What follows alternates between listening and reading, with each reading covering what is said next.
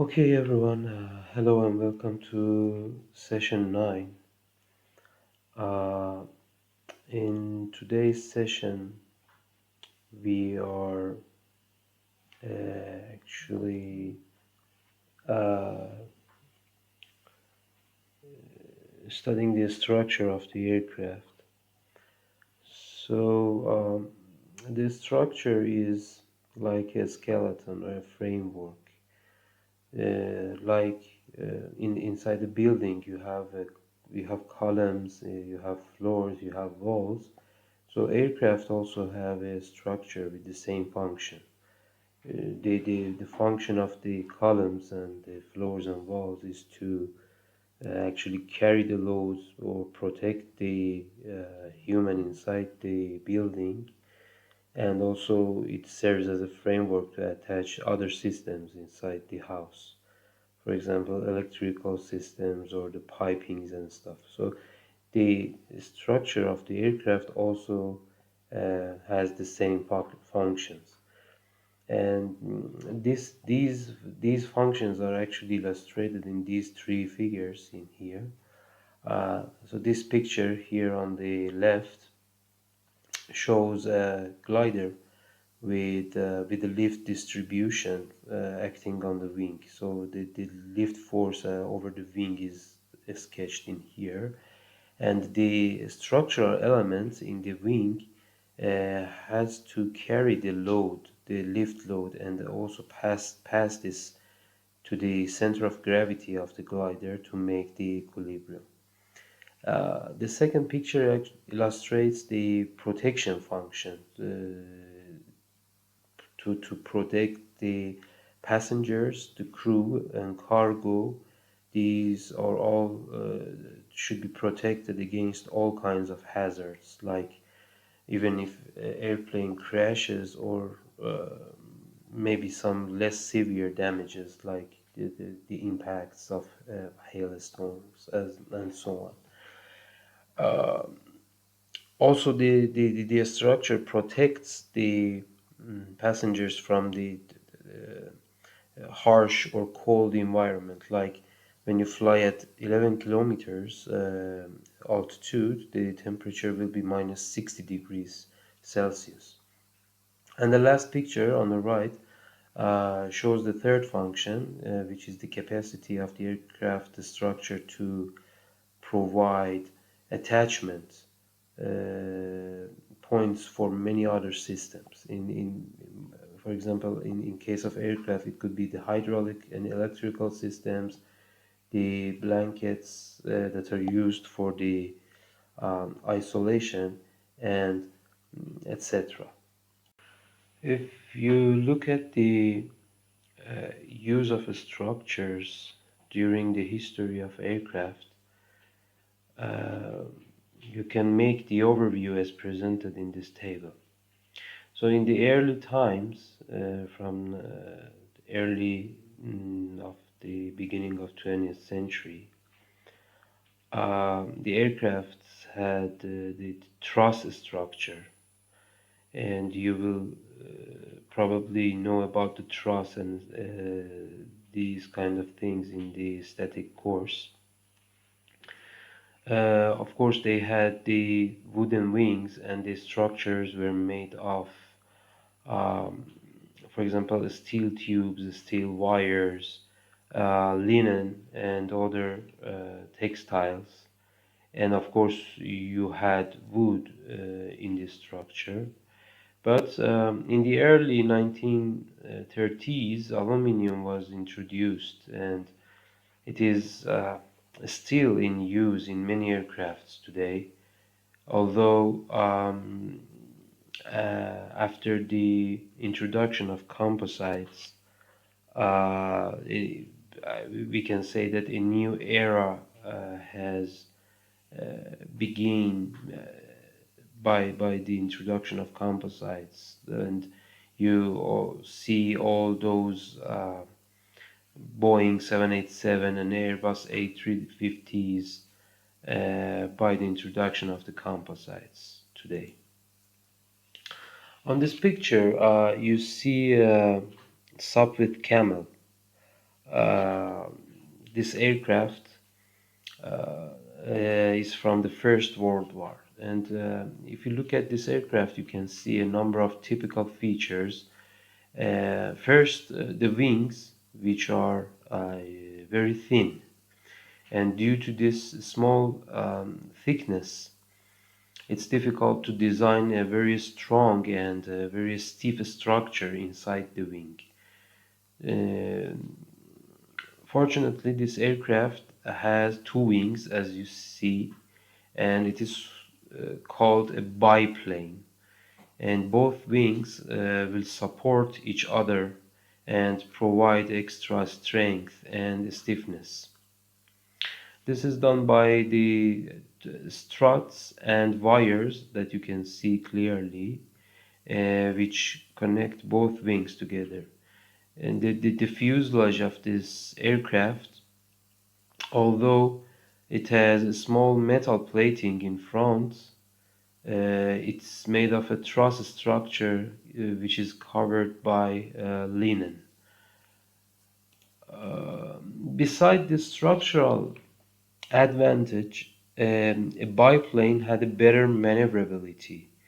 But biplanes do not only have advantages, they also have some disadvantages. First, uh, the airflow around wings affect each other, and also two wings result in higher drag force, of course, during the flight. And last but not least, it's increasing the wing area by an extra wing actually does not imply that the lift forces will be doubled. So you remember we had this lift force and the coefficient of lift equation. In there you see this area. So, but doubling this area does not necessarily meaning to doubling the lift force. The two wings of a biplane actually offer just 20% more lift than a monoplane. Therefore, in the end, monoplanes got the upper hand, and you don't see biplanes these days. In later years, for example, in the 1920s and 1930s, the thin wings actually were replaced by thick wings, mainly for aerodynamic reasons. This also gave the opportunity to use the inner space of the wing to create a strong and rigid wing structures. And these structures were made of wood, actually, you see, as shown in these pictures. And you can see the big spar and all the wing ribs. See the spars and these ribs, and they have many holes, actually, you can see in here, to create a lightweight structure. The skin of this structure is fabric or textile or plywood, but it's not meaning to carry the loads. It's only the wing. A very famous aircraft in those days using such a wing was actually Fokker 7. And this aircraft was very successful in Europe and also in the United States. And the wing was very thick wooden wing covered by plywood, and the fuselage was a truss structure covered with linen. And the linen had only a protective function, keeping the bad weather and the cold weather outside. So you can perfectly see the inside structure of Fokker 7 wing. This is that structure, and as we said, this wing was entirely made of wood, which could only be made by very skilled carpenters. So this was actually an art those days. As you can see in the table, from the 19th century, 1930s, let's say, until today, the aluminum entered the aircraft industry. And after the Second World War, the jet engine was introduced in civil aviation, which enabled airlines to fly much more longer distances. And these flights were performed at very high altitudes, which requires the cabin to be pressurized. So we have a pressure cabin concept. And after 1970s, let's say the importance of composite structures increased. First as material for secondary structures, but today composites are used as materials for primary structures like wings and also the fuselage, as you see in the Boeing 787 and also Airbus A350. So the transition from aluminum to composites is very comparable to the transition which took place in the 1930s, yeah, as you see in the table. Douglas and Boeing were some of the first companies to make planes entirely made of out of metal. The DC-3, Douglas DC-3 shown in this picture, it took its first flight in 1935 and became really famous. Its earlier versions, the DC-1 and also the DC-2, they were also made of metal, but they weren't as well known as this DC-3. Uh, these planes used aluminum alloy for their structure and outer covering, which was pretty new back then at that time. And they were held together with rivets like those used in bridges and ships. But these rivets stuck out, and they weren't very good for flying smoothly. Later, we had these countersunk rivets, which were introduced, and they resulted in smooth outer surfaces. So the pictures on the left uh, reveal that the aluminum was quite new at that time, and if you examine the surface closely, you'll notice it's not very smooth, and these rivets are placed at very irregular intervals. Sometimes they are really close together, and sometimes um, they are very far apart. And this suggests that the manufacturers struggled to find very skilled designers and craftsmen. And unlike with wooden planes, uh, where carpenters uh, were very abundant, you can find carpenters. The variation in rivet patterns wasn't a big issue since the number of flights was limited and there were no pressurized cabin yet. And comparing these old pictures to the ones on the right, uh, you'll see a very huge improvement in the quality of metal structures. And the modern aircraft fuselage shown in the uh, right pictures display a much more refined construction, and you can see the skin, the circular beams, um, the circular beam element, which is called the frame, and the also these blue, black or blue, or here these green longitudinal profiles, which are known as uh, stringers and so on. So this type of a structure is called a shell structure or semi-monocoque structure. These were the skin plays a vital role in carrying the loads and providing protection. We said that in the earlier versions, the skin was not a load carrying part, but in the new ones, the skin is very important. This is a departure from those early days of flight where you saw the linen or textile skins were used.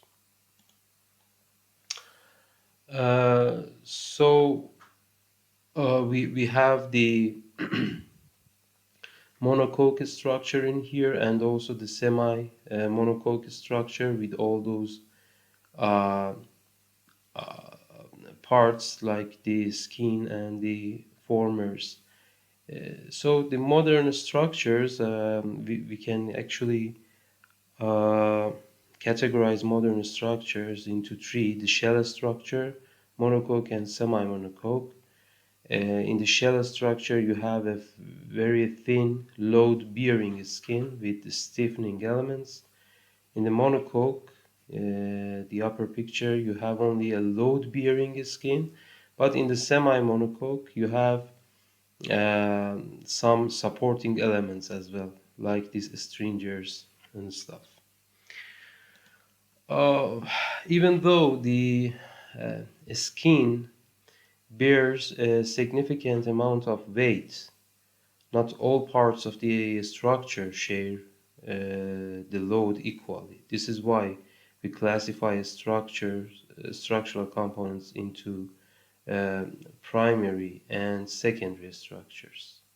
So the primary structure handles the main loads, and if any part of it fails, it could lead to a very catastrophic thing.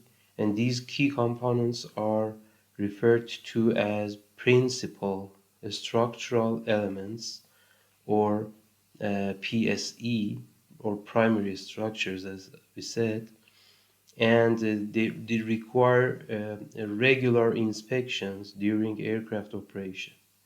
On the other hand, you have the secondary structures, which bear smaller loads and serve protective purposes and provide access to compartments. So example of these include the hatches, like this hatch, and fairings. You see the fairings for aerodynamic reasons. You have the fairing when you connect the wing to the fuselage. You should also add a fairing just to smoothly uh, transiently go from the wing structure to the fuselage structure aerodynamically. So elements of the secondary structure are termed non-principal structure, uh, as you see in here. Uh, the fuselage of the aircraft serves as the main body of the aircraft, where the wings, the tail plane, the canards, which you cannot see in here, the vertical fin, and engines also are typically attached to. If it is a single engine, so single engine normally, generally, it will be connected to the fuselage itself, not to the wings. Uh, in some designs, the engines and landing gear also connect directly to the fuselage, and as you see in this picture, in modern civil air transport aircraft, the fuselage resembles uh, as a tube. So it accommodates the flight deck, the passenger cabin, the freight holds, and most of the necessary equipment for operating the aircraft. So for passengers, planes flying above 10,000 feet, the fuselage also acts as a pressure hull, as we said. So this ensures that a cabin altitude of almost 8,000 feet will be maintained during the normal flight operation. So whatever happens, I mean, if aircraft just ascends to some higher altitudes, the cabin will be pressurized to maintain this 8,000 feet pressure. Uh, in this picture, in here you see the structure of a small aircraft, showing the fuselage with the frames. You can see them clearly, and you can see the stringers along with the wing box featuring spars and ribs and stuff. So these components collaborate to carry the loads and safeguard the payload and systems. So when a load is applied at the wing tip, this load, for example, load F, the structure must transfer somehow this load to the virtual center of gravity of the plane to maintain the equilibrium with other forces. And this requires a load path. You can see this load path within the structure. And in this scenario, the load is initially transferred through the rib to the main spar, and then it is being directed to the center of the aircraft from the, utilizing the main spar. So one student might question whether there is a maximum limit to the applied forces or not. So to know this, we can refer to the following diagram, which we call it as a load diagram. This diagram depicts the load factor N. It is denoted by N, and it is actually it is a function of the aircraft velocity. It's in this graph, the load factor is non-dimensionalized, but the velocity is in knots. Uh, the velocity is the same as airspeed also. So this load diagram illustrates what's known as a flight envelope, within uh, which the aircraft should execute all maneuvers. So the boundaries of this envelope are defined by speed and load limits. So the load factor N represents the ratio of lift to weight. The load factor N is lift to weight. So during the steady horizontal flight, like the cruise flight, this ratio is generally 1. The lift is equal to weight, and it is indicated by this horizontal dotted line or dashed line in the diagram, n equal to 1. When the aircraft performs maneuvers such as pulling up or making turns, the lift surpasses the weight, resulting in a ratio greater than 1. And there are constraints on the severity of these maneuvers. They shouldn't exceed certain limits determined by the strength of the structure and its design. For instance, the fighter aircraft typically have much higher limits compared to civil aircraft, and it reflects their robustness in their structural designs.